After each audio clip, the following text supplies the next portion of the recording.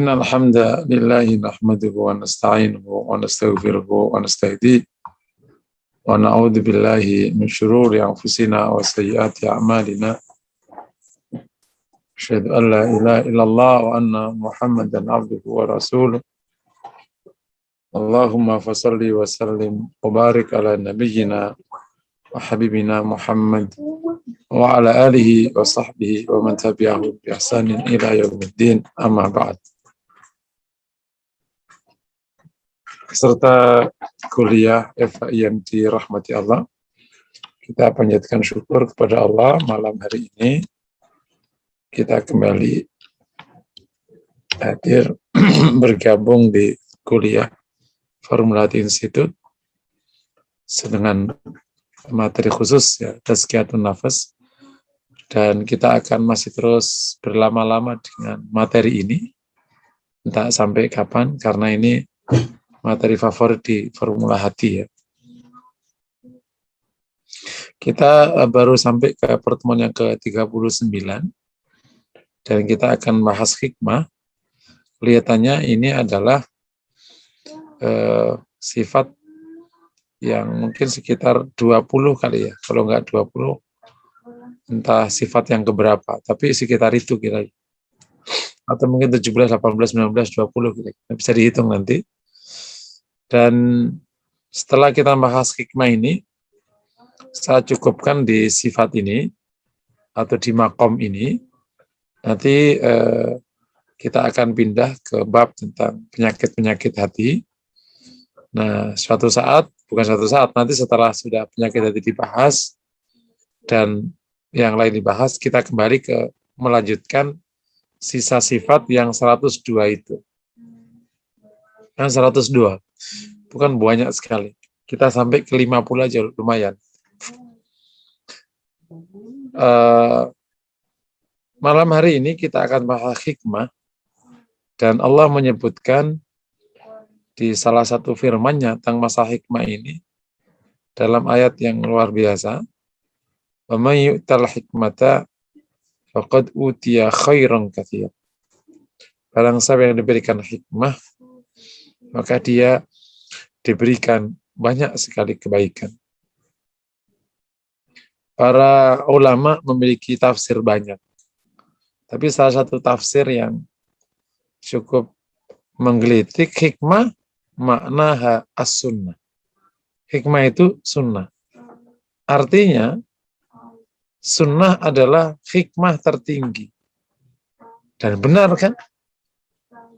Sunnah Nabi adalah kebijaksanaan tertinggi yang bisa memberikan kita sikap yang tepat, diterima oleh Allah, dan insya Allah juga membuat nyaman sekitarnya. Siapa yang menjalankan sunnah, maka dia telah menjalankan hikmah yang paling tinggi. Masa ada kata-kata Nabi kan yang menarik, misalnya ittaqillah haitsu ma kunta, ikuti kebaikan, ikuti keburukan dengan kebaikan, maka akan menghapusnya. Bergaulilah orang-orang dengan akhlak yang mulia. Kelar hidup kalau pakai 3 rumus, selesai. Takwa, kalau ada keburukan segera diperbaiki. Kalau bergaul sama orang dengan baik, sudah. Itulah hidup. Qul amantu billahi tsumma istaqim. Katakan saya beriman kepada Allah, kemudian istiqomah. Selesai hidup begitu aja. Jadi, nah salah satu yang kita harapkan dari belajar Tazkiyatun Nafas itu adalah munculnya hikmah. Yakni, baik hikmah dalam arti yang dikenal oleh masyarakat, yang diterjemahkan menjadi kebijaksanaan, atau hikmah dalam arti bisa mendapatkan hikmah, yakni bisa menangkap hikmah, yakni bisa menangkap ibrah, pelajaran dari Allah dalam kehidupan ia sehari-hari. Jadi hikmah satu sisi bermakna sikap kita kepada alam semesta. Satu sisi hikmah maknanya adalah pelajaran kebaikan yang muncul dari keputusan Allah Subhanahu wa ta'ala. Itu yang sering kita sebut di dalam sekian kita belajar di Tazkiyatun Nafas ini, yang secara khusus kemarin waktu kita bicara zikir, tafakkur dan tadabbur, kemudian tadzakur, itu ujungnya adalah kan ma khalaqta hadza batil. Ma khalaqta hadza batil itu kan bagian dari hikmah yang sudah masuk ke hati orang yang terjernihkan oleh zikir, oleh tafakkur dan oleh tadabbur. Ada semacam konotasi yang itu tidak tepat. Seakan-akan kalau orang hikmah itu nggak marah. Wah, dia bijaksana, nggak pernah marah. Itu bukan bijaksana, itu namanya nggak punya perasaan. Rasul marah kalau ada urusan hukum Allah dilanggar. Tapi kalau urusan pribadinya, enggak. Jadi jangan terlalu lebay di dalam memahami agama. Jadi banyak orang menyudutkan orang soleh karena ditimpakan padanya sesuatu yang tidak mungkin ia tanggung karena ia manusia. Jadi dia nabi. Kayak ada bahasa, masa Ustadz kok nyarinya yang cantik. Loh, ini aneh gitu, ada ungkapan masa Ustadz anaknya banyak. Loh, orang sabar, orang syukur dan seterusnya. Katanya syukur, kok masih kerjanya sampai malam-malam. Sama tuh kasusnya. Katanya syukur, katanya zuhud, kok masih ngecat rumah. Seakan-akan zuhud itu rumahnya harus kumuh gitu. Itu persepsi-persepsi yang muncul karena ketidaksempurnaan dalam memahami agama. Dan terkadang menimpakan kepada orang baik sesuatu yang tidak mungkin ia tanggung. Kenapa? Karena dia manusia. Jadi kami ulangi lagi, hikmah kembali ke materi ya. Ada dua dimensi makna. Yang pertama dimensi sikap terhadap alam semesta, termasuk kepada manusia dan sekitarnya. Kedua adalah kebaikan yang muncul dari keputusan Allah Subhanahu wa ta'ala. Nah, kalau yang pertama itu yang kemudian menjadi kajian bukan hanya di Tazkiyatun Nafas, tapi di banyak ilmu, termasuk psikologi dan seterusnya. Tapi kalau yang kedua, itu khusus orang Tazkiyatun Nafas itu. Apa hikmah yang kita tangkap dari hal ini? Apa maknanya? Yakni kebajikan apa? Karena al-hikmah adalah al-khairat atau al-fawaid al-muntajah min qada'illahi wa taqdiri. Sebuah faidah kebaikan yang muncul dari keputusan Allah Subhanahu wa ta'ala. Yang ditangkap oleh sebagian hambanya yang ia kehendaki. Nah, kembali ke makna pertama ya, yang pertama hikmah yang berarti sikap yang akhirnya menjadi sifat ya, yang kita bahas ini secara bahasa maknanya dari kata hakama. Kemudian hikmah yakni ihqaqus syai' maknanya. Ihqaqus syai', apa itu? Menepati atau menepati sesuatu. Ihqaqus syai', jadi mendalami sesuatu. Mendalami sehingga menepati sesuatu. Kalau orang hikmah itu kalau diberikan perumpamaan itu, orang kan suka nutup pintu, tapi terkadang belum kelek. Ditutup, udah nutup gitu. Tapi enggak tek gitu. Sama orang yang masang tali geledah ya, atau tali geledah ya di bahasa Malaysia. Masang tali geledah itu kan harus klek, klik. Itu namanya ihqaqus syai'. Mendalami sesuatu, menepati sesuatu.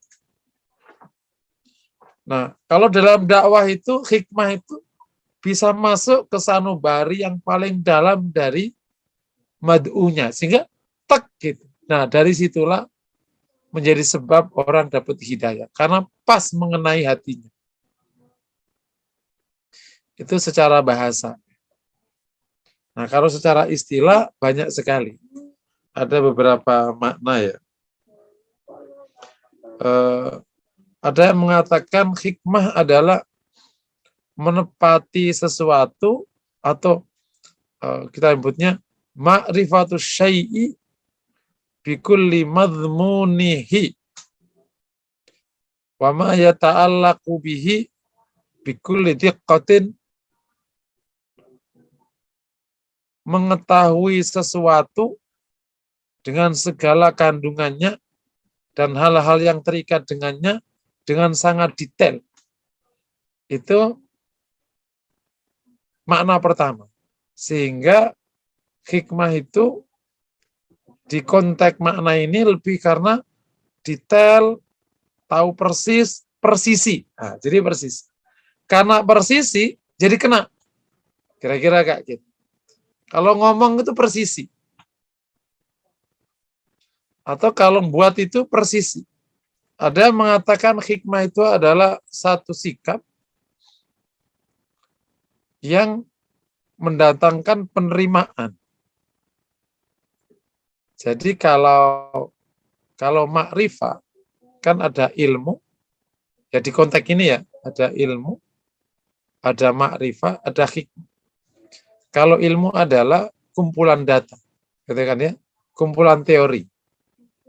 Kalau makrifah itu adalah kedalaman memahami data itu, ilmu itu, kedalaman. Kalau hikmah itu adalah memahami, mendalami, sehingga menimbulkan sikap yang diterima. Nah, jadi hikmah ke arah penerimaan. Jadi kalau hikmah bukan sekedar bicara benar atau salah, tapi bicara tentang diterima atau tidak diterima. Jadi ada, kalau dengan makna pertama lebih ke arah kedalaman, kedetailan.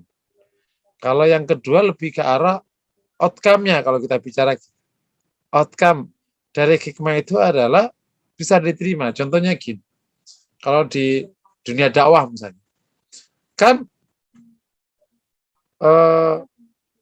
Ustadz, saya nggak bisa baca Quran, itu sholat saya gimana? Nah kan kalau ngomong, Bu, Fatihah itu rukun sholat, jadi harus benar. Sholat saya gimana? Ya Ibu, hukumnya sendiri. Kalau bacanya nggak benar, ya berarti udah konsekuensinya. Ini benar, tapi membuat orang menjadi berat. Ya terus gimana dong? Kalau hikmah, Bu, Fatihah itu rukun sholat dan wajib benar. Ya. Nah, selama Ibu masih belajar kan Bu masih? Ya Ustaz. Nah, semoga Allah maafkan yang salah dan semoga Ibu segera bisa membenarkan bacaan. Pokoknya semangat belajar dan semangat memperbaiki. Setuju Bu? Setuju. Terus gimana? Selesai Ustaz? Insya Allah. Asal sering minta maaf aja kepada Allah. Jadi itu sama-sama benar. Tapi yang satu punya dimensi penerimaan, yang satu punya dimensi penolakan. Sama-sama orang ngasih makan ke anak, sama-sama dan seterusnya panjang. Nah, ini namanya hikmah. Nah, kenapa orang sampai ke posisi hikmah? Kalau dimensi yang pertama, bahkan bisa menangkap hal-hal yang tidak yang rahasia dari keseluruhan konteks.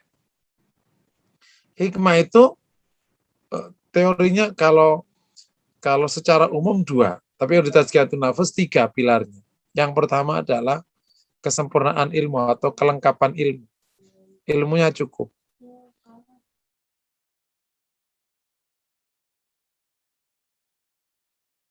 Jarub atau uji coba atau pengalaman. Tapi lebih daripada itu, yang nomor 3 itu yang paling penting adalah safaul qalb, kebersihan hati. Kebersihan hati ini menjadi sebab atau alat yang digunakan melihat sesuatu yang tidak tampak oleh orang lain. Sehingga tidak ada perkara yang kelewatan. Gitu. Dan antara definisi pertama sama yang kedua, disinilah letaknya. Kenapa terkadang ada sikap kita nggak tepat? Karena ada perkara yang kelewat. Gitu. Ada perkara yang kelewat. Kenapa terkadang kita mengambil keputusan justru menjadi blunder? Karena ada yang kelewat. Gitu. Nah, dengan mengetahui secara baik seluruh halnya, terus ditambah pengalaman, terus ditambah kebersihan hati, jadi tidak ada yang kelewat, Allah akan bimbing karena kebersihan hati, jadi dia akhirnya bisa menemukan hal yang paling tepat di dalam mengambil keputusan. Nah, khusus di dunia dakwah itu luar biasa. Kalau dakwah butuh bijaksana, apalagi hidup. Hidup lebih kompleks daripada urusan dakwah. Gitu. Kalau urusan rumah tangga aja butuh kebijaksanaan, padahal urusan cuma begitu-begitu aja. Kalau urusan dagang butuh kebijaksanaan, bertetangga juga butuh kebijaksanaan. Mengajar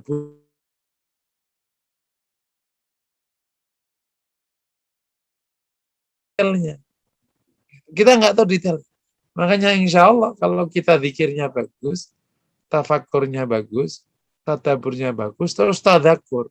Nah, itu insya Allah akan menjadi jalan kita bisa mendapat hikmah dari Allah Subhanahu wa ta'ala. Bisa dipahami ya? Insya Allah. Ini adalah pemahaman hikmah dari bagian pertama ya. Yang hikmah dalam arti sikap terhadap sesuatu atau sifat hikmah. Oke, sampai di sini. Kalau ada pertanyaan persilakan. Nanti kita akan pindah hikmah dalam arti kebaikan yang muncul dari setiap keputusan Allah. Karena Allah tidak pernah berbuat buruk. Tidak ada yang buruk dari setiap keputusan Allah. Cuma persoalannya ketangkep apa tidak sama kita. Nah, ini hikmah dalam arti yang kedua. Nanti sebelum kita bahas ini, silakan kalau ada pertanyaan. Baik, jazakallah khair Ustadz untuk paparan awal dari bahasan tentang hikmah pada malam hari ini. Insya Allah, kalau saya pribadi pernah mendengar hikmah adalah barang temuan harta karun ya, mungkin yang bisa menjadi milik orang muslim dimanapun ditemukan gitu ya Ustadz ya? Ya, itu kan. Jadi seperti harta karun ya mungkin? Iya. Baik, saya cek dulu Ustadz di layar Zoom saya, apakah ada yang raise hand atau tidak, sebentar. Sekarang ada 3 layar, layar pertama, kedua, ketiga. Belum ada yang raise hand dan saya sudah cek di chat room, belum ada pertanyaan yang masuk. Kita lanjut ya. Mungkin bisa dilanjutkan materinya, tafadhol Ustadz. Oke. Nah, dari bahasan hikmah di arti pertama ini atau di pengertian pertama ini, itu ada apa bedanya kecerdasan dengan kebijaksanaan? Kalau kecerdasan melulu ilmu. Kalau kebijaksanaan itu lebih bagaimana orang bisa bersikap yang disesuaikan dengan kondisi. Jadi sudah ada bauran kondisinya.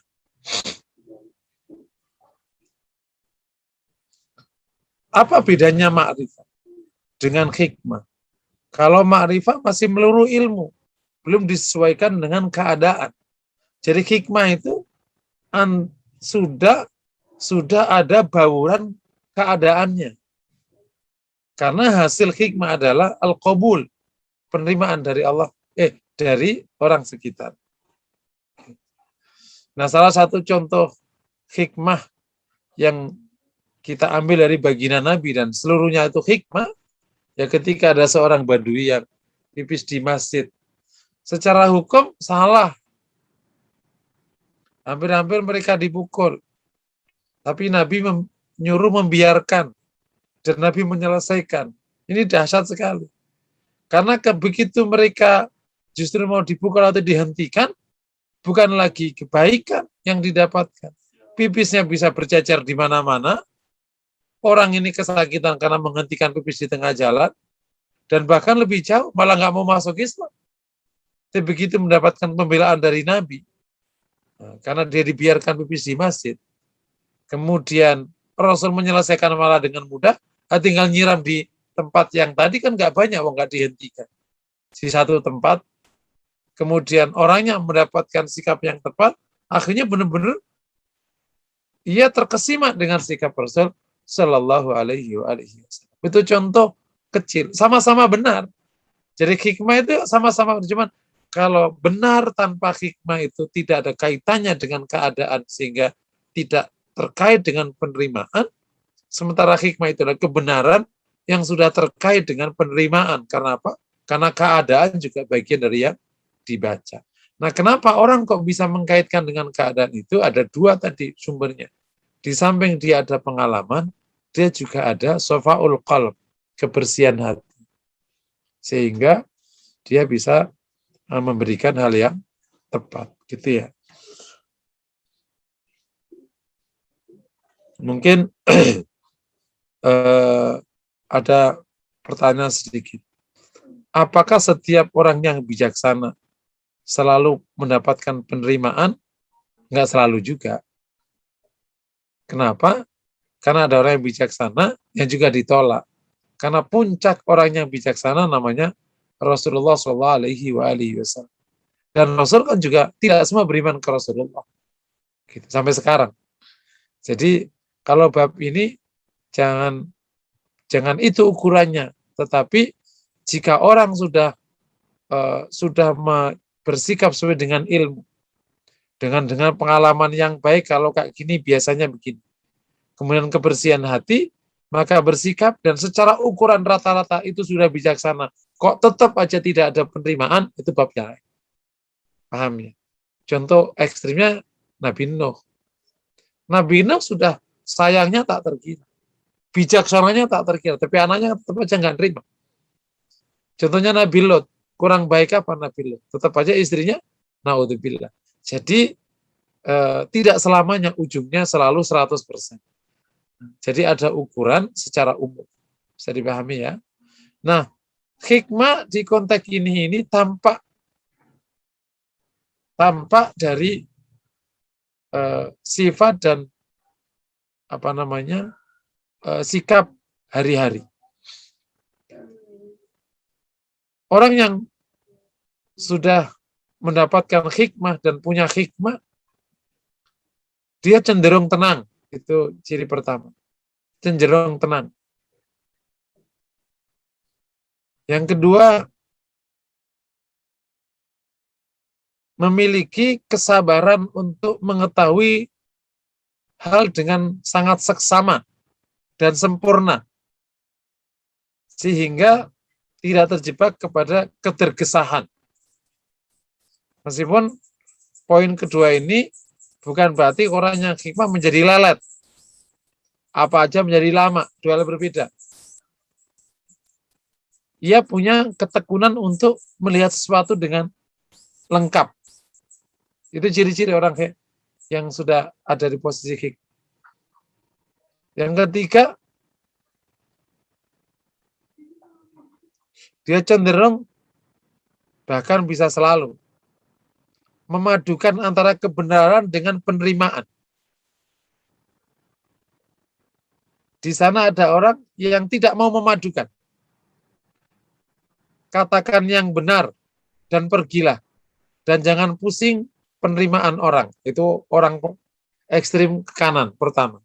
Ekstrim kedua, usahakan kau diterima meskipun terkadang mengorbankan kebenaran. Makanya semoga masih ingat ya, yang mungkin sudah sering bersama saya punya ungkapan yang saya siarkan hampir 15 tahun, sejak 15 tahun yang lalu. Jadilah orang benar yang diterima. Jadilah orang benar yang diterima. Ungkapan saya ini sebenarnya merespon kepada banyak anak-anak di dunia dakwah yang selalu mengatakan qulil haqqa wamur. Katakan benar dan pergilah. Yakni nggak usah peduli penerimaan. Gitu. Dan bahkan banyak yang menggunakan hadis dengan salah pijakan, salah memahami. Badal Islamu ghariban wa sayaudu ghariban kama bada. Islam itu asing dan akan kembali asing seperti semula. Maka semakin kau asing dan terasing, semakin menunjukkan kau beragama dengan sempurna. Itu pemahamannya sangat-sangat tidak diminati. Kenapa? Karena hadis ini bicara fakta, bukan menyuruh Anda. Bukan menyuruh Anda menjadi orang yang tersingkir. Tapi bicara fakta bahwa Islam itu memang asing, nggak populer di kalangan waktu itu, dan akan kembali asing. Tapi tidak menyuruhmu menjadi orang yang tidak diterima. Karena Rasul orang yang sangat diterima. Al-Amin Rasul itu. Dan semua orang sahabat kalau antum perhatikan Rasulullah SAW itu. Jadi para orang Quraisy itu ngadepin Rasul itu serba salah. Kok bisa? Makanya masih beriman. Jadi satu sisi mereka itu ngakui Rasul itu benar. Karena emang dia itu orang benar. Dari kecil benar, orangnya baik. Apalagi dia juga emang cucunya Abdul Muthalib, anaknya Abdullah. Itu bukan orang sembarangan, itu pimpinan Quraisy. Sejak muda mereka tahu, dia ini bocah ini punya kelebihan gak sedikit dari kecil. Gitu. Kalau pergi ke Yaman sama pamannya, ditutupi sama awan. Gak diizinkan oleh Allah dapatkan panas. Kejadian di Halimah saat dia kan juga geger di tangan orang Mekah. Sehingga puncaknya mereka ridho Hajar Aswad itu ditempatkan oleh Rasulullah, gelar Al-Amin. Gitu kan? Jadi orang sangat respect dengan Rasulullah. Dan orangnya emang ganteng. Jadi lengkap. Nggak ada satupun peluang orang itu benci sama Rasulullah. Orangnya ganteng, keren, penampilannya oke, wangi, bersih, hormat sama orang, lembut, baik, bijaksana, kaya, ya, keturunan orang mulia. Kurang apa? Nggak ada. Nggak ada yang kurang sedikit. Tapi ia nyuruh kita meninggalkan agama kita. Jadi serba salah. Membenci orangnya nggak mungkin orangnya baik. Tapi nyuruh kita nggak begini gitu. Makanya serba salah mereka. Nah, serba salahnya ini satu sisi menerima orangnya, satu sisi menolak dakwahnya. Kan gitu. Makanya pada waktu hijrah itu, karena hanya Ali bin Abi Thalib disuruh oleh Rasulullah mengembalikan seluruh amanah. Kan nggak masuk akal loh. Orang kafir itu kan nggak suka sama Nabi. Kenapa nitipin barangnya ke Rasulullah? Karena satu sisi menerima orangnya, tapi satu sisi menolak dakwahnya. Jadi Rasul itu pribadi yang sangat diterima. Begini aja lah. Siapapun kita, ya, katakan ada orang beda agama sama kita. Tapi orangnya ya ganteng, ya, baik banget. Terus emang keren, wangi, bersih, orangnya bermartabat, jujur, bijaksana, memuliakan orang. Suka nggak? Suka. Tapi ini gini agamanya. Nah itu kejadian di orang kafir kepada Rasulullah Shallallahu Alaihi Wasallam. Gitu. Makanya Abu Thalib itu serba salah. Aku tahu ponakanku ini benar. Aku tahu ponakaku itu benar. Kan salah satu riwayat ketika Rasul dialog sama Abu Talib itu waktu disuruh Quraisy itu kan, aku tahu kau ini benar. Gitu. Tapi aku kan tidak mungkin meninggalkan agamaku. Loh, jadi dua hal itu kontradiksi. Ya kalau tahu benar kenapa aku nggak terima? Nggak mungkin aku meninggalkan apa kata orang nanti tentang saya. Serius. Nah, sehingga kembali ke hadis tadi ya. Hadis tadi itu tidak menyuruh kita jadi orang asing. Gitu. Tapi hadis yang kalau nanti ketemu fakta asing, maka kamu jangan kaget. Karena Islam itu begitu. Tapi kita gimana? Ya kita harus menjadi orang yang bijaksana supaya agama ini diterima. Dan caranya adalah mengetahui segala detail keadaan plus akhlak yang mulia. Insya Allah akan ada penerimaan. Kalau enggak, ya nggak apa-apa. Yang penting udah benar dan udah tepat sikap. Jangan sampai orang menolak gara-gara kita. Tapi kalau sudah bagus sikapnya, udah tepat, udah bijaksana, udah ini, kok masih ditolak, ya nggak apa-apa. Paham ya? Oke. Saya poin ini ada pertanyaan, silakan. Ya, baik, jazakallah khair Ustadz. Di chat room ada masuk pertanyaan dari Bapak Pandu. Assalamualaikum. Kajian yang sangat menarik Ustadz. Izin bertanya, kerakyatan yang dipimpin oleh hikmah kebijaksanaan dalam permusyawaratan perwakilan ini, apa makna hikmah di dalam kalimat ini Ustadz? Mohon penjelasan. Nah, hikmah yang digunakan oleh para pendiri bangsa itu yang kita bahas sekarang. Begitu maksudnya.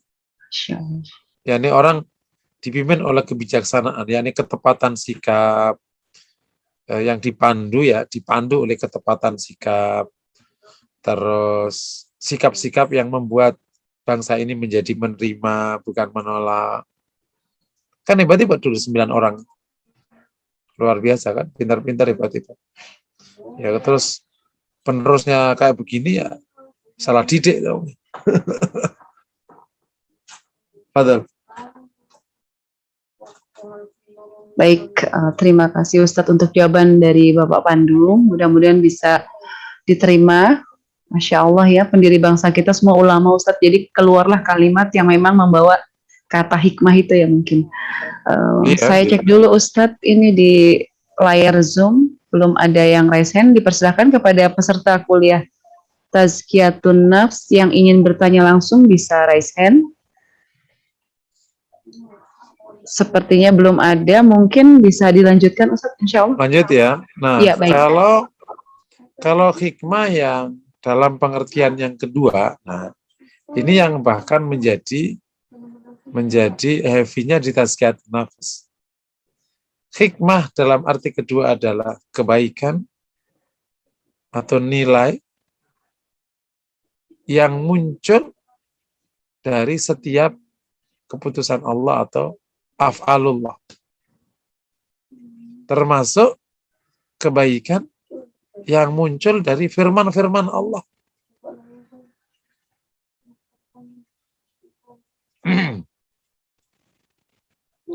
Tidak ada keputusan Allah yang jelek.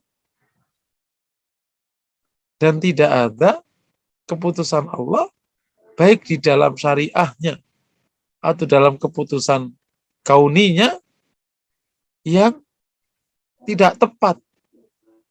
Kenapa? Karena ia maha khabir, maha alim, maha bijaksana, al-hakim. Ia al-alimul khabirul hakim. Terus ia al-muhaimin. Ia itu mengendalikan semuanya. Ia al-aziz, al-karim, orang maha mulia. Naudzubillah ya, bukan orang. Maha mulia, maha tinggi, maha agung. Sehingga setiap keputusan Allah, baik keputusan di syariahnya atau keputusan di alam semesta, itu mengandung kebaikan yang tak terkira. Nah, itu namanya hikmah. Paham ya? Hikmah dalam arti yang kedua. Persoalannya, berikutnya. Apakah kita menangkap kebaikan itu atau tidak? Nah, itu yang kemudian wa may yu'tal hikmata faqad utiya khairan katsir.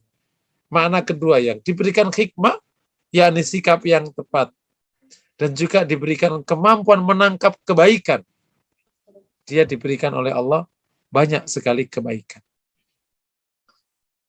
Yang akhirnya menjadi bahasa sehari-hari. Hikmahnya apa?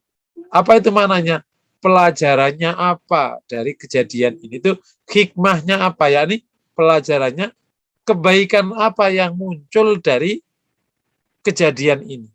Kebaikan apa yang muncul yang kau tangkap dari musibah kemarin? Dari rizki kemarin? Dari kejadian kemarin?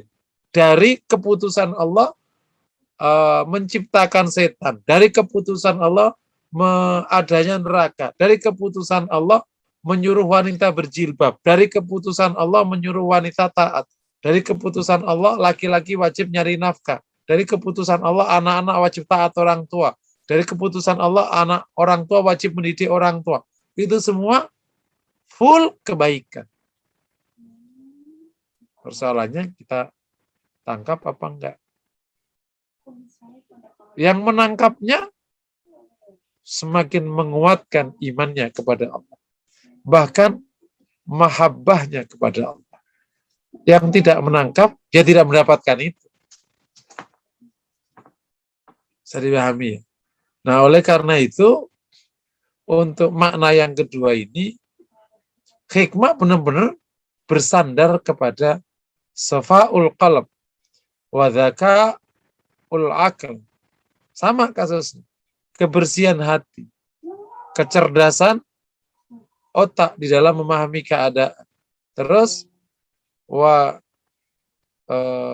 tasarrufatis syu'ur, dan keterlibatan rasa di dalam memahami keadaan. Jadi 3 dimensi rohani terlibat semuanya. Kan ada akal, ada syahwat atau terkadang kita sebutnya rasa atau emosi. Yang ketiga ada hati. Nah, ditambah plus sebagaimana basis hikmah namanya tajarubul hayah, pengalaman hidup. Maka orang akan bisa menangkap kebaikan, nilai, manfaat, faidah dari setiap keputusan Allah Subhanahu wa taala. Nah, tentu nanti yang kaitan yang kedua ini yang perlu mendapatkan tambahan penjelasan. Jadi, dan kalau kita menyelami hidup kita, termasuk kalau kita belajar dari baginda Nabi Sallallahu Alaihi Wasallam, keputusan-keputusannya dan kejadiannya itu terkadang baru diketahui hikmahnya setelah sekian lama. Dan itu memang domain para ulama untuk menangkap kebaikan itu. Misalnya, ketika akhirnya Rasulullah Sallallahu Alaihi Wasallam diizinkan oleh Allah, bahkan disuruh oleh Allah menerima perjanjian Hudaibiyah yang tampak tidak menyenangkan untuk kaum muslimin. Dan ketika Umar tidak sanggup menerima secara logika, Rasul menjawabnya tidak pakai logika. Karena memang ini sudah bukan domain logika. Ketika Umar bertanya, ya Rasulullah, kenapa kita hinakan agama kita? Kata Rasulullah, ana Rasulullah wa innahu lanasiri. Saya ini utusan Allah, ia pasti menolongku. Jadi Rasul menggunakan jawaban kenabian, bukan pakai logika. Dan benar kan? Para sahabat nurut aja. Dan hikmah itu muncul ketika akhirnya orang-orang dari Quraisy yang masuk Islam dan tidak bisa diterima di Madinah, ia tinggal di jalanan di samping Madinah yang merupakan jalannya kafilah Quraisy kalau hendak ke Syam. Dan sepanjang mereka tidak diterima oleh Rasulullah di Madinah itu, sepanjang itu pula menumpahkan kekesalannya kepada orang Quraisy. Karena apa? Karena gara-gara Quraisy aku akhirnya terlunta-lunta di sini. Bukan gara-gara Rasulullah. Karena mereka tahu Rasul benar. Dari awal Quraisy yang memang kurang ajar. Gitu. Bikin perjanjian nggak fair. Akhirnya orang Quraisy sendiri yang kena masalah. Masalah oleh ulahnya sendiri. Kalau kata bahasa, ya baguslah. Kalau masalah yang menimbulkan para sahabat, mereka masih nyalakan sahabat. Tapi ini masalah yang menimbulkan ulahnya sendiri. Dan Rasul tidak dalam area tanggung jawab, karena itu di luar kota Madinah. Siapa yang tahu bagaimana begini? Kan hanya Allah yang tahu. Terkadang kita mendapatkan satu keadaan buruk. Padahal itu Allah kehendaki baik. Tapi menangkap gini ini harus butuh kecemerlangan hati. Itu menangkap hikmah. Dan lagi-lagi ini perlu proses panjang. Tapi insya Allah kalau kita belajar, nanti akan ketemu itu. Terus intinya apa? Intinya bisa ridho kepada Allah. Semakin beriman kepada Allah. Semakin mencintai Allah Subhanahu wa Ta'ala. Oke, ada pertanyaan? Baik, sebentar Ustadz, saya cek dulu di chat room. Belum ada yang bertanya. Ada yang resen, Ibu Ranca Riani. Pada Ibu Ranca Riani dipersilahkan untuk bertanya langsung kepada Ustadz. Betul. Ya, syukran Bu Iin. Assalamualaikum Ustadz. Betul. Iya Ustadz, tadi ada Ustadz sampaikan yang di depan, ada kita yang mungkin nggak bisa membaca hikmah atau salah, seperti Ustadz tadi kasih contoh yang Islam datang asing, nanti juga di akhir juga asing gitu.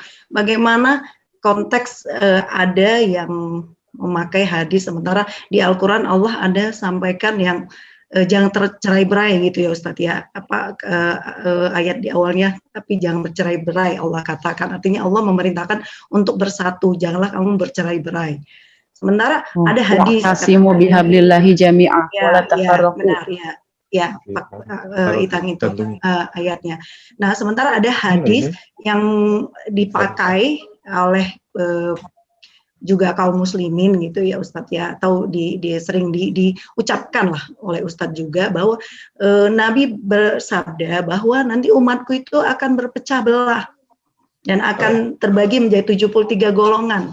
Nah, jadi seakan semacam kayak dibuat apa ya Ustadz ya, di satu sisi ini Allah loh berfirman, Allah yang lebih tinggi, Allah yang menciptakan, Allah sendiri, Allah memerintahkan bahwa kita jangan tercerai-berai gitu, bersatu. Tapi di bawah hadis Rasulullah seperti ini jadi semacam kontradiksi. Dan ini apa hikmahnya? Atau ya seperti Ustadz katakan tadi, salah memahami atau salah mengambil hikmah atau salah mengajarkan ke umat ya Ustadz. Bagaimana menurut Ustadz? Ya, itu misalnya kalau kita ngambil case dua tadi, itu di konteks memahaminya yang harus lebih lengkap. Kata Imam Baihaqi, kalau hadis itu sahih, tidak mungkin bertentangan. Apalagi Quran sama hadis, nggak mungkin bertentangan. Kan sumbernya kan sama dari Allah. Jadi kalau ada orang ketemu Quran sama hadis kok tampak bertentangan, bukan Quran hadis bertentangan, otaknya yang nggak paham. Itu kan ini pada anak bocah, anak kecil dikasih makan 2 lauk. Kok lauknya 2 sih? Bikin puyeng aja. Yang puyeng bukan lauknya, otakmu kekecilan. 2 lauk aja bikin puyeng, paham nggak? Mirip. Jadi antara perintah bersatu dengan hadis satafariqu ummati, itu 2 hal yang tidak bertentangan. Berusahalah bersatu dan teruslah bersatu, usahakan bersatu. Bahwa faktanya nanti terpecah itu urusan fakta. Itu Rasul kasih warning nanti akan terpecah. Jadi itu menyiapkan mentalnya para kaum muslimin. Itu bukan nyuruh berpecah. Kan Rasul mengatakan umatku akan berpecah 73. Ya udah sekarang kita buat perpecahan. Yang bertentangan dengan ayat. Terus Rasul ngapain? Rasul ngasih tahu tentang fakta. Bukan nyuruh. Maka harus dipahami. Antara berita sama perintah itu dua hal berbeda. Rasul itu kan memberitakan akan berpecah. Rasul nyuruhnya suruh bersatu. Rasul juga udah suruh bersatu. Al-mu'minu lil mu'mini kan bulyanil wahid yasutu ba'duhum ba'du. Perintah bersatu. Wa aslihu innamal mu'minu ikhwatun fasiqu baina akhwaikum wattaqullah. Udah suruh bersatu. Jadi kita harus berproses bersatu. Mencari jalan menuju persatuan. Bahwa faktanya terpecah itu urusan fakta, biarin aja. Kita bersatu terus. Gitu. Terus gimana? Menyamakan pandangan. Mungkin ada pandangan yang keliru, ayo terus kita perbaiki. Nah, gitu. Termasuk tadi misalnya memahami hadis batal Islamu gharib sayatu gharibun kama bada. Nah, makanya salah satu yang selalu saya ingatkan, belajar agama ini memang sebenarnya boleh baca sendiri, boleh ilmu yang lain. Tapi di dalam praktek belajar agama itu beda dengan belajar ilmu pengetahuan. Kalau saya belajar ilmu ekonomi sendiri, nggak apa-apa. Terus jadi ekonom hebat, nggak apa-apa, asal diakui. Belajar agama kalau nggak ada pendampingnya, gurunya, pembimbingnya, bisa kemana-mana. Karena memahami teks ini kan, agama kan Quran sama Sunnah. Terus memahaminya bisa kemana-mana. Saya ada kejadian kecil. Ya. Ada orang pernah datang ke saya itu, memaksa ya ayol muzammil itu berselimut kebodohan. Aku bilang, Mas, itu berselimut beneran. Karena Rasul waktu itu berselimut. Loh, berselimut gimana? Terus apa artinya saat berselimut kebodohan? Memang kayak gitu Allah memanggil Rasul yang berselimut. Ya zamin qumilaila illa qalila. Bukan nggak bisa Ustaz itu berselimut kebodohan. Karena ayat ini kan sudah nggak berlaku, Rasul sudah nggak berselimut lagi sekarang. Iya, itu ayat dulu bahwa nanti jangan dikemana-manakan. Gitu. Nah, kan kita harus belajar, kan nggak harus pakai ayat itu. Saya bilang nggak gitu. Makanya saya berbahasa Arab ngomong. Nah, itu hadis tadi Ustaz, itu. Saya ngomong itu omongan saya bukan hadis. Aku bilang ente bedain hadis sama omongan saja nggak ngerti, ente mau nafsiri ayat. Gitu. Nah, sudahlah, Bapak belajar aja dulu. Jangan ini. Jadi nggak sedikit orang kayak gitu. Orang yang mencoba berani memasuki wilayah agama dengan keberanian yang melebihi batas. Sehingga akhirnya memahami Quran Sunnah ya agak susah. Wallahu a'lam bishawab. Itu Bu ya. Insya Allah kalau tadi dua ayat sama hadis tadi nggak bertentangan. Demikian juga yang lain-lain. Nanti kalau ada pertentangan yang tampak bertentangan, coba dalemin aja. Insya Allah kalau sama-sama sahih nggak mungkin. Tapi kalau bertentangan bisa aja yang satu dhaif atau maudhu, ya itu bertentangan. Makanya kalau kita ketemu hadis sholat, kok sama-sama sahih, kok bertentangan, ya itu bukan bertentangan, berarti itu pilihan. Tahu nggak? Pilihan. Kayak hadis doa sujud, doa ruko, doa iftitah, kan sama-sama sahih, berarti itu bukan tentangan, itu pilihan namanya. Sama aja orang bikin menu makanan sampai 5 biji. Kata anaknya, "Mak, banyak amat bikin repot aja." Otakmu yang jangan repot, ya itu milih aja. Kalau nggak suka ya nggak usah aja. Gitu aja. Wallahu a'lam bishawab. Ya Ustadz, cuman jadi semacam kayak pembenaran ya Ustadz ya, ada ya mungkin ada saya katakan mungkin kelompok tertentu jadi membenarkan ya hadis ini ya memang udah dikatakan terpecah ya memang udah jadi terpecah dan satu golongan yang masuk surga. Jadi semacam juga mengatakan ya meyakinin ya dia yang masuk surga, berarti yang lain jadi ini kan Ustadz ya. Jadi memakai hadis itu gitu. Jadi memakai hadis itu Ustadz. Ya, gitu. Biarin aja begitu. Kita ngaji aja. Iya Ustadz. Jadi nanti kalau kita semakin di tazkiyatun nafas itu, semakin kita fokus ke diri. Kita nggak terganggu. Fokusnya ke diri. Karena memperbaiki diri itu 24 jam aja nggak cukup. Kalau kita ini sudah memperbaiki diri ini, 24 jam itu nggak cukup tuh. Jadi kita kayak, kan ada orang suka nasihatin gini, udahlah jangan ngurusin orang, ngurusin diri sendiri. Kalimat ini itu hanya bisa dijalankan kalau orang yang belajar tazkiyatun nafs. Karena kalau udah tazkiyatun nafs itu emang akan fokus ngurus diri. Jadi nggak kepikir itu kesalahan orang, nggak kepikir. Bukan karena nanti kalau mikir itu dakwahnya aja, jadi memperbaikinya, bukan mencari kesalahan orang. Makanya kalau orang masih suka nyari kesalahan orang itu sebenarnya karena dia berarti nggak sibuk dengan diri. Gitu. Nah orang yang nggak sibuk dengan diri itu biasanya emang karena nggak punya pekerjaan. Pekerjaan memperbaiki diri itu lebih sibuk daripada pekerjaan Pak Agung yang di IT. Itu serius.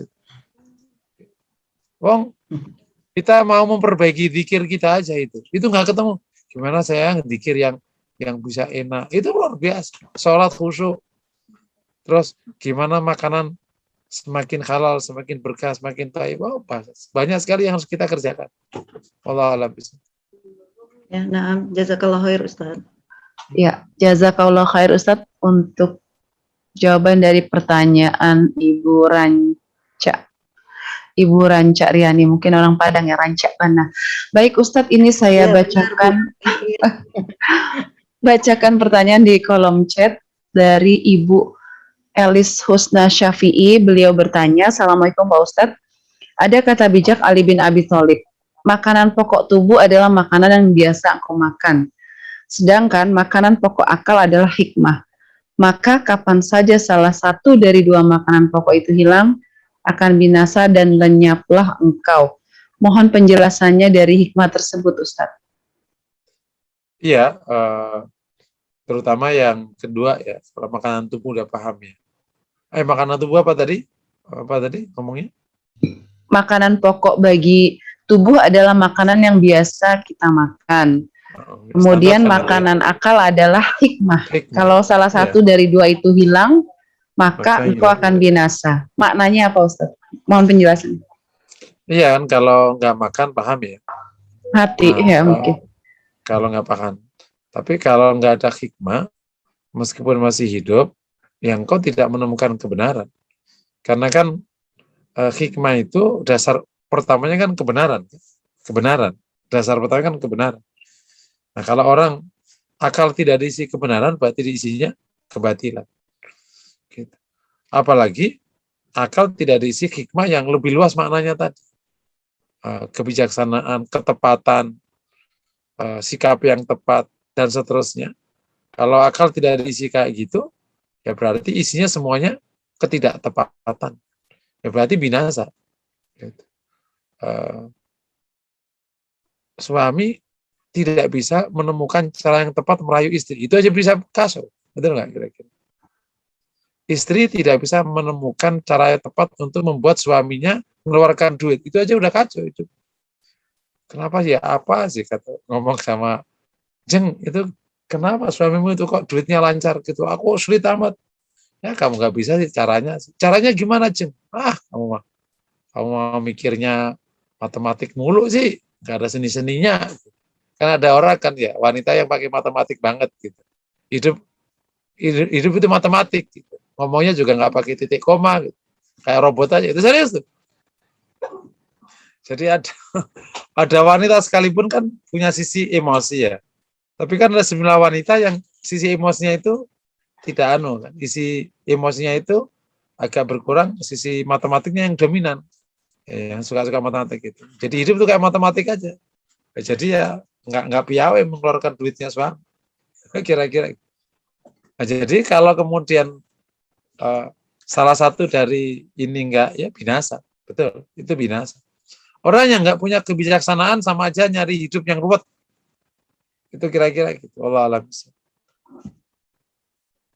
Baik, jazakallah khair Ustadz untuk jawaban pertanyaan tadi. Selanjutnya ada Ibu Wati Waspani. Beliau bertanya, Ustadz, apakah pada mereka yang minim ilmu akan sulit mengambil satu hikmah pada setiap kejadian? Di atasnya ada kalimat Ustadz, apakah hikmah? Mungkin pertanyaan yang kedua tadi ya. Yang minim ilmu itu apakah akan sulit mengambil satu hikmah pada setiap kejadian yang dialami? Ya, logikanya kalau standarnya akan sulit. Gitu. Karena itu modalnya ilmu. Tetapi ya bisa jadi di kejadian tertentu Allah berikan padanya hikmah. Kemudian ia bisa memahami. Bisa jadi. Karena mungkin tampak sekali, sehingga gampang mencernanya. Tapi kalau secara standar agak sulit kalau orang kurang ilmu. Makanya benar-benar khusus ulumuddin ini, ilmu agama ini, ayo kita seriusi. Karena ini kan ilmu tentang hidup ya. Pengetahuan itu subordinatnya ilmu agama. Karena kan, sebagaimana saya katakan, di agama disuruh zakat, maka lahir ilmu ekonomi. Ekonomi butuh ilmu teknik, gitu. Jangan dibalik, teknik di atas ekonomi. Karena teknik itu mensuplai ekonomi dan mensuplai politik. Karena kita butuh amar ma'ruf nahi mungkar, maka butuh politik. Kita butuh negakkan kebenaran, maka butuh politik. Maka akhirnya lahir ilmu politik. Ilmu politik ini butuh ilmu lagi di bawahnya. Ilmu analisis data, perilaku, macam-macam banyak ilmu belakang. Itu subordinat, subsistem. Makanya kalau orang tidak belajar agama, maka subnya ini tidak punya cantolan pokoknya. Orang pinter marketing, tapi nggak cantolan atasnya di mana, nggak ada.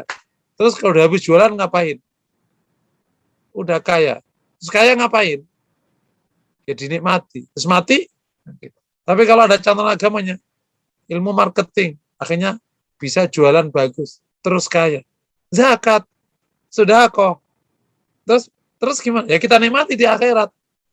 Ya, jadi selalu ada ujungnya, karena itu adalah ilmu tentang kehidupan. Jadi sekaligus pesan ya pada kita semua, memang standarnya hikmah itu berawal dasarnya ilmu, dan sekaligus ini menjadi warning kepada kita semua ya, agar terus memperbanyak ilmu, menuntut ilmu. Wallahu a'lam bishawab. Demikian Ibu Wati jawaban dari Ustadz. Insya Allah mudah-mudahan bisa diterima. Saya cek dulu Ustadz apakah ada yang raise hand di layar Zoom saya. Ini ada 3 layar saat ini bergabung bersama kita. Biasanya Pak Indro dan Bu Yuli yang bertanya ini, tapi belum nampak bertanya. Mungkin bisa dilanjutkan materinya Ustadz. Ya, silakan. Nah, yang kedua tadi itu, kita perlu untuk terus mengasah hati agar bisa menangkap ibrah, kebaikan, pelajaran dari setiap kejadian, setiap keputusan Allah. Pertanyaan berikutnya, kenapa harus ada itu? Gitu ya. Ya. Kalau hikmah dalam arti yang kedua kan agar adanya penerimaan terhadap kebenaran. Sudah dipahami ya? Kalau yang kedua ini apa? Yang pertama, agar kita minimal terhindar dari sikap menolak atau murka atas keputusan Allah. Karena banyak kejadian yang tidak kita pahami. Karena kurang sabarnya kita akhirnya tidak ridha, naudzubillah.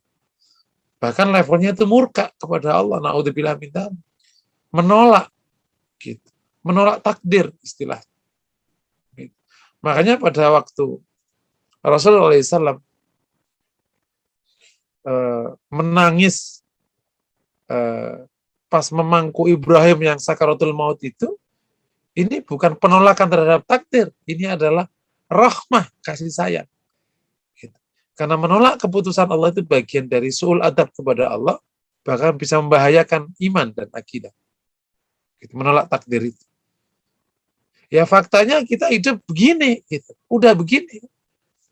Ya faktanya Anda dilahirkan dengan bentuk begitu, dikasih pasangan begitu, udah menjadi fakta hidup, itu keputusan Allah sudah. Kecuali belum fakta, kita nggak tahu apa yang Allah putuskan untuk kita. Sekarang udah kejadian, anakmu 4, anakmu 10, kata si istrinya, masih jadi anak banyak nih, ruwet jadinya akhirnya. Pandemi gini gimana cari ngurusnya? Udah selesai, abang anakmu 10. Padahal nggak ada kejadian. Ada seorang wanita yang tidak bisa mengatur kehamilan. Jadi anak itu udah kayak ini aja gitu. Kayak susunan pindang. 1, 1,5, 1,7 gitu. Dempet-dempet gitu. Gitu ya. anak umur 9 punya adik 6. Kan menarik gitu. Anak umur 9 punya anak 6. Karena setiap satu. Setahun satu. Berarti kan 9, 6. Kira-kira. 9, 5. Ya udah Nah, hikmahnya apa? Nah, kalau kita terus bisa mempelajari, Masya Allah. Karena keputusan Allah itu wa hikmatuhu, dan hikmah Allah itu ya tala'la katala lu'i al-lu'lu'. Hikmah Allah itu bersinar, bercahaya seperti cahayanya mutiara. Bersinar. Cuman ketangkep tidak gitu. Dia apa? Sesuatu yang sangat mahal gitu. Tetapi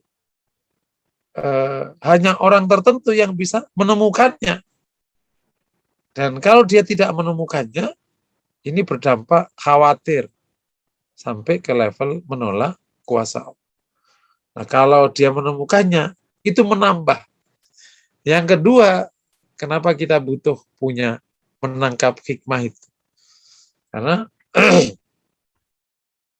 dalam rangka minimal ya, setelah kita terhindar dari tidak menerima keputusan Allah, yang kedua adalah minimal mendorong penguatan iman, terutama kepada qada qadar Allah. Sip. Nah, yang ketiga, membantu lahirnya sifat baik terhadap keputusan Allah. Kan keputusan Allah itu sikap yang perlu kita munculkan, mulai dari sabar, kalau itu keputusan yang mungkin menurut kita yang nggak nyaman itu, sabar. Setelah sabar, naik tawakal. Betul ya? Setelah tawakal, ada padananya namanya qanaah. Setelah qanaah, naik namanya ridho. Gitu. Jadi 4 ini adalah sikap terhadap keputusan atau kondisi yang mungkin kurang menyenangkan. Mulai dari sabar, terus tawakal, terus qanaah, terus ridho. Bahkan bisa diselami kalau orangnya luar biasa baiknya, syukur atas kejadiannya yang buruk itu. Nah, kalau kita bisa menangkap hikmah, ini insya Allah membantu ini. Oh iya, kuatlah. Ternyata bagus kok. Gitu. Ternyata punya usaha yang nggak maju-maju ini bagus ternyata. Ternyata bagus ternyata. Kata istrinya. Bagus. Kalau maju kayaknya bakal kabur nih kamu itu.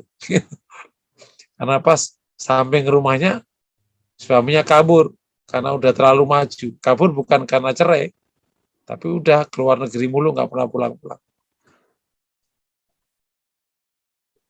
Dan seterusnya. Oke, jadi insya Allah kalau menangkap hikmah itu sangat membantu lahirnya sikap sabar, terus tawakal, terus qanaah, bahkan yang paling penting itu yang semoga Allah mudahkan kita bersifat itu ya, dan ngomongnya gampang. Ridha atas keputusan Allah. Ridha atas keputusan Allah. Dan salah satu yang kita inginkan dari seluruh proses tazkiyatun nafas itu, kita ridha kepada Allah. Raditu billahi rabba. Ridha itu apa sih? Senang. Menerima dengan sukacita. Seluruh putusan Allah itu diterima dengan sukacita. Dan kita ridha. Rabb kita Allah. Ridha. Menyembah Allah itu ridha. Bukan, ya sholat lagi. Itu namanya nggak ridha menyembah Allah. Ridha itu gimana? Seneng banget. Itu ridha. Jadi menyembah Allah itu ridha. Terus diputuskan apa oleh Allah? Seneng. Ini ngomongnya gampang ya. Tapi insya Allah kalau kita menyelami hikmah pada suatu keadaan, luar biasa. Luar biasa. Toh intinya hidup ini bukan apa yang kita dapat. Hidup ini tentang bagaimana kita bersikap. Dan kelak pada waktu menghadap Allah, kita di mana posisinya? Allah ridai atau Allah murkai? Na'udzubillah. Dan belajar dari baginda Nabi, hal yang paling ditakuti Rasulullah ternyata bukan musuh sama sekali. Dan bahkan bukan kekalahan.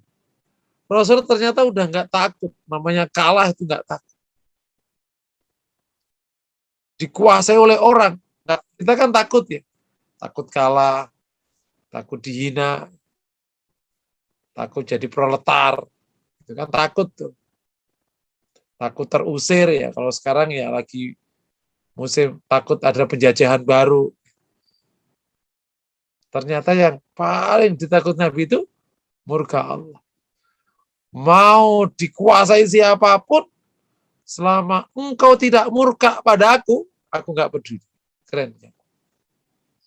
Jadi dikuasai siapapun itu, Rasul nggak peduli. Selama engkau tidak murka.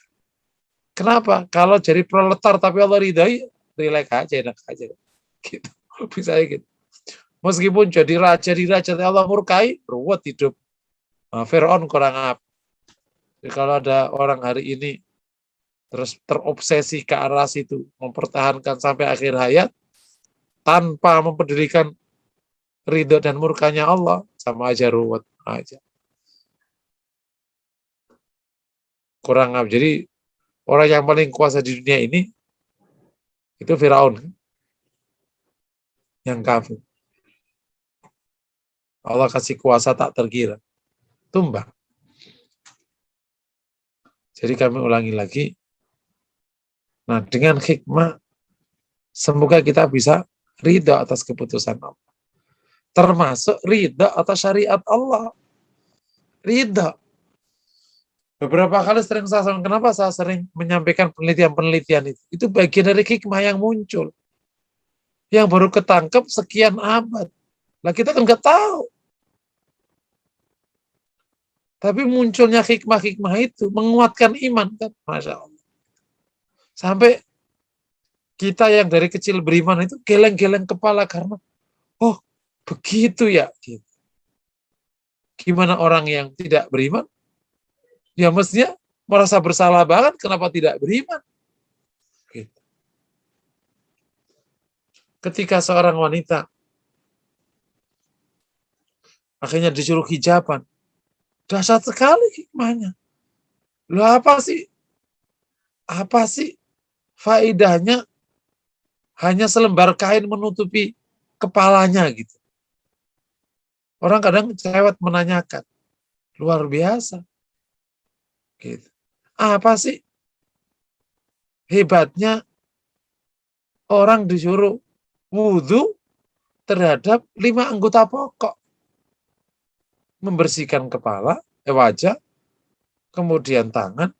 Dahsyat, tanya ke orang kesehatan. Dahsyat sekali. Demikian pose-pose sholat. Dahsyat sekali pose-pose sholat itu. Sampai banyak yang berani mengatakan, kalau kau pose sholatnya benar, sekira kau tidak lagi punya kesempatan olahraga, itu sudah membuatmu insya Allah sehat.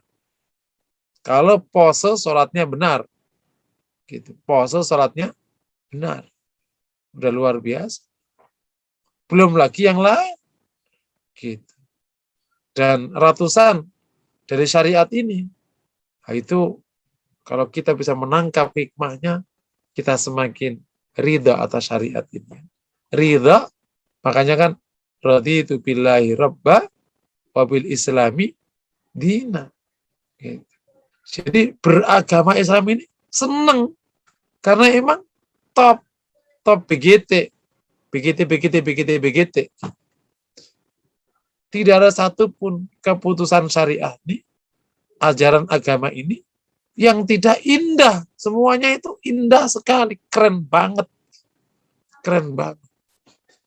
Saya ada menarik kejadian yang juga dekat dengan saya. Kenapa kita itu suruh bersyukur? Itu luar biasa. Apa sih kita bersyukur? Kan kalau bocah itu kan, namanya bocah kan sering apa aja kurang ya, namanya bocah. makan kurang enak, uang saku kurang banyak, apalagi itu motor kurang bagus, handphone minta nambah, namanya juga bocah. Apalagi. Tapi kalau sifat ini enggak dihentikan, tidak bersyukur, itu dampaknya kemana-mana. Anaknya tidak percaya diri, anaknya tidak bahagia. Karena dia tidak percaya diri, karena merasa tidak punya apa-apa, kan kurang bersyukur. Terus akhirnya dia tidak bahagia, karena dia tidak pernah menerima yang ada. Terus minta lebih di atas. Yang terjadi apa? Setiap hari, dia bahkan tidak bisa merasakan hidup ini sebagai sebuah kenikmatan. Dia menyesali hidup. Segitu dampaknya. Jadi semuanya menjadi sakit semua. Apa aja menjadi sakit. Berawal dari ketidaksanggupan untuk bersyukur kepada Allah. Luar biasa. Secara psikologis itu. Tapi begitu dia bersyukur langsung. Damai itu. Begitu bersyukur, dia bahagia. Dia nyaman hidup. Sehat. Tentram. Menikmati. Tidak ada amarah. Nggak ada takut. Itu dampaknya kemana-mana. Masya Allah. Padahal dulu waktu kecil kita kan udah diterima aja, disyukurkan. Kalau orang tua kita dulu kan gitu ya, orang tua sekarang nggak bisa melakukan itu. Dikasih makan, kok gini sih? Udah bersyukur pada Allah, ya. Hari ini nggak semua orang makan pagi. Kok pokoknya cuma sambal sama tempe. Udah, nasi aja ini Allah nasinya juga, kamu tahu gimana nasi kan gitu. Orang tua zaman dulu kan, satu nasi ini bisa bicara loh. Kan dimistikkan kan, dimistisasi, sehingga kita menghargai nasi, menghargai tempe. Kalau sampai ada nasi terbuang jatuh itu dia nangis. Mistisasi ini menarik karena begitu pakai logika panjang cerita. Jadi ternyata cara orang tua mendidik kita itu sekarang nih benar juga, ternyata dimistikkan. Nah, kita kan dulu menolak. Begitu dimistikkan tuh cepat itu informasinya langsung. Jangan ada satupun nasi yang tercecer. Itu nangis terseduh-seduh. Kamu dengar nggak suaranya? Enggak, Mak. Itu nangis. Percaya aja kita dulu. Akhirnya kita benar-benar menghargai nasi, menghargai tempe. Kamu tahu nggak tempe itu di mana? Nggak tahu. Ini itu ngelihatin kamu. Gitu kan. Ini diciptakan oleh Allah dari panjang cerita kamu. Oh, luar biasa. Panjang lebar lah cara orang tua kita dulu didik gimana. Pokoknya akhirnya membuat kita itu bersyukur aja. Dikasih uang sedikit ya udah bersyukur, kasih makanan bersyukur. Nah, begitu anak sekarang dilepas, pusing orang tua. Kalau dulu susah makan, maka ada nasihat yang menarik. Mulut aja kok dijadi raja, dibudakin mulut mau. Kamu dong yang jadi raja, mulutnya dipaksa. Jangan mulut budakin kamu. Itu kalimatnya yang indah. Jangan mau dibudakin mulut. Ya ini supaya anaknya makan apa aja. Kalau nggak gitu banyak pusing. Kalau pusing duitnya nggak ada kan. Jadi memang kami ulangi lagi ya. Kembali ke agar kita bisa ridha kepada Allah. Dan semua syariat Islam ini, yang kecil yang besar, itu mengandung kebaikan yang berlimpah-limpah. Itu namanya kemana? Kalau kita tangkap, kita ridha kepada Allah dalam keputusannya di alam semesta, raditu billahi rabba bil islami. Nah ini keputusan Allah di dalam syariatnya. Akhirnya kita ridha kepada Islam. Beragama Islam itu senang. Berarti juga senang menyembah Allah. Menyembah Allah itu senang, bukan berat menyembah Allah. Karena ternyata itu keren banget. Wabi Muhammadin Nabiya wa Rasul. Dan kita akhirnya bernabi, memiliki nabi dan dipimpin oleh seorang nabi namanya Rasulullah, senang banget. Karena Rasul itu lengkap. Masya Allah. Bisa dipahami ya. Dan itu salah satu anunya adalah dari hikmah yang ketangkap. Sebelum saya serahkan ini, karena sudah mulai mepet, terakhir ini, agar kita bisa menangkap hikmah ilahiyah, tadi ya sudah saya isyaratkan di awal, butuh 4 ya. Yang pertama, ilmu yang cukup. ya, tetapi bukan sekedar ilmu, tapi sekaligus kita nyebutnya dzakaul akal, kecermatan atau kecerdasan otak. Yang kedua adalah rasa yang ikut terlibat, diolah rasanya.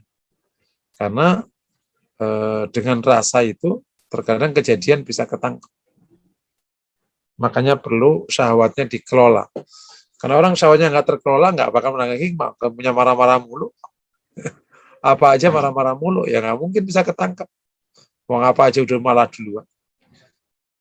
Yang ketiga, safaul qalb, kebersihan hati. Jadi ada proses mencerdaskan otak dengan membekalinya dengan ilmu. Proses menata syahwat akan mutmainnah supaya nggak marah-marah duluan. Yang ketiga, proses membersihkan hati. Yang terakhir, tajarubul hayat, yakni pengalaman hidup. Itu juga akan memperkaya kita dan mempercepat kita menangkap hikmah ilahiyah. Kami ulangi lagi secara umum, hikmah ada dua dimensi makna. Hikmah yang berarti sifat, orangnya menjadi hakim atau bijaksana. Yang maknanya tadi, yakni bauran antara kebenaran dan penerimaan.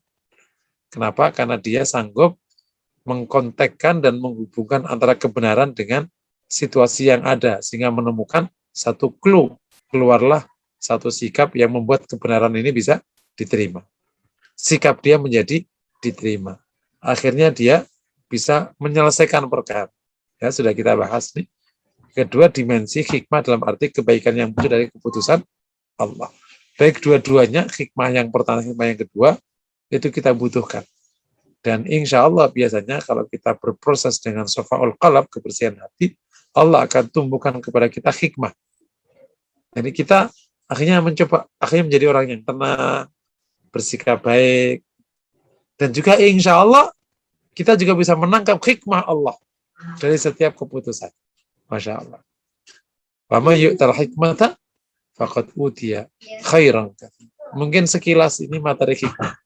Tentu terlalu sekilas ya. Terlalu sekilas. Tapi insya Allah cukup mengcover materi. Masih ada waktu 45 menit. Ya. Kalau ada pertanyaan dipersilahkan. Dan insya Allah ini adalah sifat yang kita bahas di ronde pertama ini. Mungkin saya mengingatkan sekilas ya yang sudah kita bahas. Dan insya Allah akan ditulis bukunya. Sedang berproses dengan transkriper ya. Transkrip. Kita sudah bahas muqaddimah tazkiyatun nafs. Kedua, kita sudah bahas metode. Ketiga, bahas tentang mengenali konsep makom. Dan kita bahas niat as-sadiqah, ya, niat yang jujur. Kita bahas taubat, syukur, sabar, kemudian berharap kepada Allah, takut pada Allah, tawakal kepada Allah, mencintai Allah. Kemudian kita bahas ada muhasabah.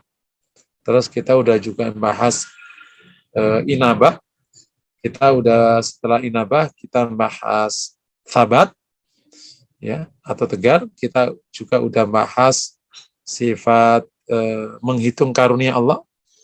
Terus kita juga udah bahas setelah itu kita udah bahas zikir ya. Ya, setelah kita bahas menghitung karunia Allah, kita bahas zikir, kita bahas tafakur, tadabbur, tadzakur, dan terakhir muhasabah. Mungkin kalau ada yang terlewat, bisa aja nanti insya Allah akan diingatkan. Dan yang sekarang sedang dalam proses sudah bicara dengan para penulis transkripnya adalah yang sampai sifat mencintai Allah.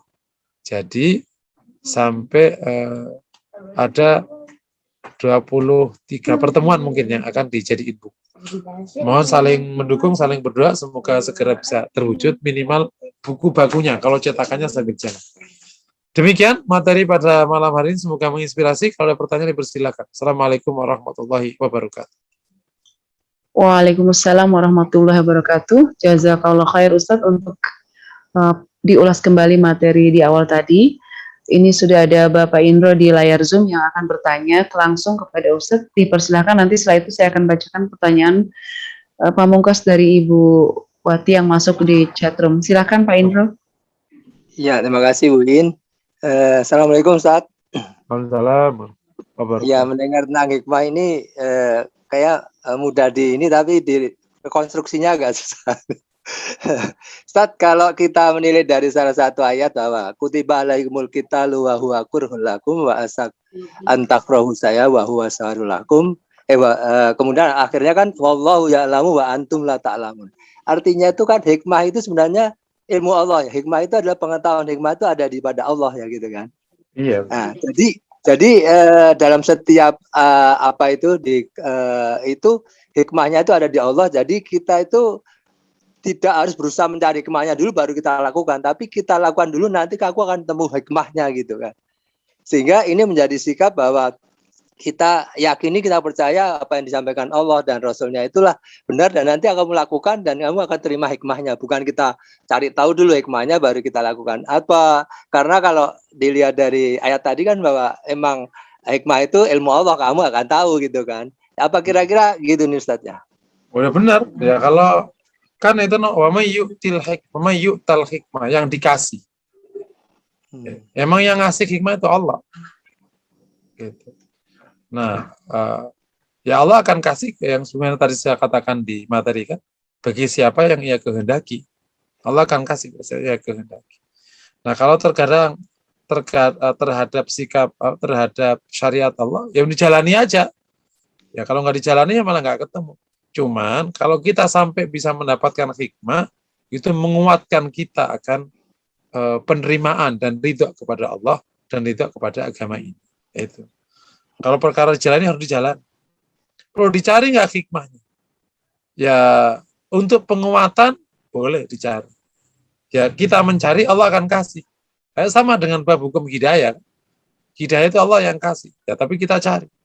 Sama dengan orang mencari hikmah. Oke, mencari hikmah, boleh. Sama, hukum kasusnya sama di situ.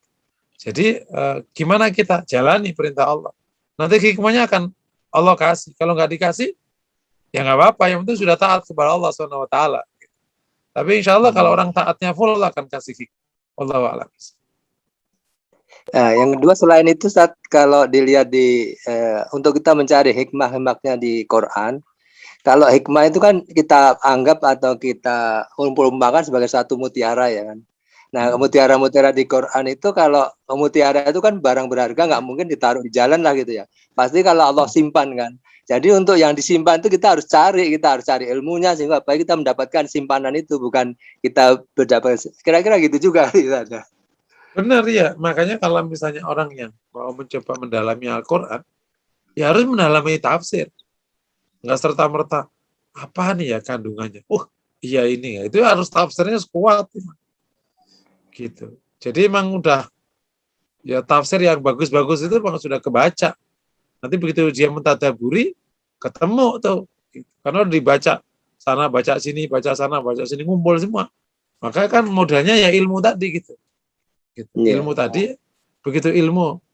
Kan kadang orang, kok bisa ya, bisa mendapatkan satu pemahaman dari ayat itu. Nah kan dia udah baca tafsir kemana-mana. Gitu. Kalau langsung ya nggak ketemu. Kalau maksain.com ya ketemunya kayak orang menyelam nyari mutiara, tapi nggak punya alat, ya mati kau di situ. Ketemunya bukan mutiara, ketemunya ya batu yang kau anggap mutiara. Gitu kan. Oh iya ini dapat mutiara. Begitu, bukan mutiara. Nah kalau orang itu cepat, dia itu sudah latihan nyelam dari bertahun-tahun. Nyuk, lah kok dapat dia? Gitu. Aku kok lama nggak dapat. Akhirnya dia ingin maksain cepat dapat. Dapatnya bukan mutiara, dapatnya karang biasa. Kayak gitu-gitulah mirip. Wallahu a'lam. Iya, terima kasih Ustaz. Kalau antum belajar ya, yang salah satu tafsir yang menarik itu tafsir Zamakhsyari. Pernah dengar nggak tafsir Zamakhsyari? Belum pernah dengar. Beliau ini dikategorikan katanya Mu'tazilah atau apa, tapi kan di luar konteks kodok kodar tafsirnya benar. Kalau pas kodok kodar aja jangan. Gitu. Oh itu luar biasa. Kalau membuat kesimpulan dari tafsir Zamakhsyari. Itu kalau membuat kesimpulan dari Quran itu dahsyat sekali. Emang terkenal piawai. luar biasa. Allah alam bisa. Ya, sekarang Ustaz, jazakallahu khair. Afwan, baik. Jazakallah khair Ustadz. Ini ada 2 pertanyaan rupanya di chat room. Apakah Ustadz berkenan menjawab karena kita juga sudah melewati Boleh, Bu? waktu yang kita Boleh, nggak sepakati? apa-apa? Boleh Ustadz? Baik. Saya bacakan dari Ibu Wati dulu. Bagaimana agar tidak keliru dalam mengambil hikmah pada satu kejadian? Apakah ada parameternya Ustadz? Jazakallah. Sebenarnya sih dalam proses kita tidak perlu, dalam arti tidak perlu selalu harus mencari hikmahnya, nggak selalu. Karena kan intinya itu kita menerima ya, dan kita bisa menjalani baik dengan setiap keadaan yang kita lewati. Nah, kalau kita emang tertarik mencari hikmahnya atau apa sih hikmahnya kok begini-begini, kan terkadang gitu ya, karena kan untuk menenangkan hati biasanya gitu. Itu boleh aja, boleh aja. Nah, parameternya ulum syar'i, tidak ada pelanggaran akidah, tidak ada pelanggaran hukum, tidak ada pelanggaran akhlak gitu. Misalnya ada orang mengatakan, oh aku tuh kenapa ya sama kamu kok tengkar gitu. Hikmahnya emang kita harus nikah berdua nih, jeng. Lah, dia udah jadi suami orang kita ngajak nikah berdua ya lo. Ya itu namanya hikmah yang kau tangkap dalam koridor pelanggaran syariat. Ya belum lah. Nah, misalnya kayak gitu kan ada orang nangkap kayak gitu. Ini hikmahnya ini memang rumahmu harus jatuh ke aku, jeng. Loh, ini kan rumah aku beli. Mungkin duitmu itu dulu keliru. Itu udah kasihkan ke aku. Itu namanya ngawur. Enggak gitu. Tidak boleh ada pelanggaran. Nah, kalau ada kondisi kan, ya nanti kita lihat keadaannya. Jangan-jangan memang akhirnya dua-duanya cerai, itu akhirnya ketemu ya bisa jadi. Nah, itu masih boleh, halal kan. Tapi bukan berarti haram dijalankan dan dianggap hikmah. Nggak mungkin hikmah itu haram. Nggak mungkin. Wallahu a'lam bishawab. Pertama ya, jadi koridornya ulum syar'i, baik secara akidah, atau secara hukum, atau secara adab dan akhlak. Wallahu a'lam bishawab. Baik, jazakallah khair Ustadz. Ini dari Ibu Minrianingsi di chatroom. Gitu. Assalamualaikum Pak Ustadz. Mau bertanya, hikmah itu kan hukumnya sunatullah dan itu lintas agama. Artinya semua orang akan mendapat hikmah dari apa yang dilakukannya. Apakah benar demikian Ustadz? Jadi dikaitkan dengan lintas agama ini. Mungkin semuanya bisa, ada yang non muslim tapi bisa mengambil hikmah. Mungkin seperti itu, seperti apa konteksnya tadi pertanyaan seperti itu Ustaz. Iya. Saya nggak terbayang sih ada orang non muslim bisa mendapatkan hikmah. Ya, karena kan nggak percaya sama Allah. Gimana mau dapat hikmah? Ya kalaupun misalnya ketemu hikmah, ya hikmah dalam arti hikmah yang tidak dalam koridor bahasan kita. Ya mungkin hikmah dalam arti sosiologi saja yang disebut dengan lagi keberuntungan dari setiap kejadian atau apa itu yang disebut di keberuntungan dari kejadian buruk gitu. Apa itu? Blessing in the guise, apa itu istilahnya. Jadi ya paling konsep itu yang berjalan. Mungkin nggak mungkin ya kan Allah kepada orang yang mukmin sama orang yang kafir di dunia ini kan menggunakan hukum Rahman kan. Jadi setiap hamba Allah ya dikasihani oleh Allah Subhanahu wa ta'ala. Tapi kalau yang kita bahas ini dasarnya iman, dasarnya ketaatan kepada Allah. Sementara kalau di luar itu di luar bahasan ini. Tapi mungkin nggak ada keberuntungan dari setiap keadaan. Nah, mungkin aja. Tapi kalau orang kafir kan levelnya dunia aja, nggak sampai akhiratnya. Gitu. Nah itu di bawah hukum Rahmannya Allah. Karena Allah kepada siapapun dari hambanya itu Rahman, boro-boro yang manusia. Lalu yang tidak manusia saja dikasih Rahman oleh Allah juga. Gitu. Jadi itu bagian dari Rahman Allah SWT kepada semua hamba. Wallahu a'lam bishawab. Jazakallah khair Ustaz untuk jawaban dari pertanyaan Ibu Min tadi. Sebagai pamungkas dari pertanyaan yang sudah ditayangkan oleh para peserta kuliah Tazkiyatun Nafs malam ini, alhamdulillah semoga mendapat pencerahan tentang hikmah. Amin. Dan izinkan saya membacakan informasi sebelum kita berpisah. Bagi peserta kuliah Tazkiyatun Nafs yang ingin memberikan donasi atau infak terbaiknya untuk kelangsungan dakwah Formula Hati Institute, dapat mengirimkannya ke nomor BSM 70004911734 atas nama Ibu Tri Yuli Purwantini, dan untuk konfirmasi bisa di nomor handphone 0878 8943 7521. Mungkin perlu saya ulangi kembali sekali lagi. Untuk infak bisa dikirimkan ke Bank Syariah Mandiri atau BSI dengan kode 451, nomor rekening 70004911734 atas nama Ibu Tri Yuli Purwantini. Untuk konfirmasi ke 0878 8943 7521. Demikian informasi yang bisa saya sampaikan, dan besok ada kajian Syama'il ya kalau tidak salah. Akhlak Iya, selepas subuh ya Ustaz ya kalau tidak salah. Iya, Masya Allah. Semoga peserta kuliah yang memiliki kelapangan waktu bisa bergabung dan menyimak kembali uraian dari Ustadz Muhsin Fauzi selepas subuh di hari Rabu. Demikian informasi yang bisa saya sampaikan. Saya yang memandu kuliah Tazkiyatun Nafs pada malam hari ini. Mohon maaf bila ada kekurangan. Dan kita akhiri dengan membaca istighfar 3 kali. Astaghfirullahaladzim, astaghfirullahaladzim, astaghfirullahaladzim. Dan kita tutup dengan doa kafaratul majlis. Subhanakallahumma wa bihamdika asyhadu an la ilaha illa anta astaghfiruka wa atubu ilaik. Sampai berjumpa pekan depan. Semoga diberikan kesehatan dan kelapangan waktu. Dan malam ini selamat beristirahat. Semoga dibangunkan oleh Allah di sepertiga malam. Billahi taufiq wal hidayah. Wassalamualaikum warahmatullahi wabarakatuh.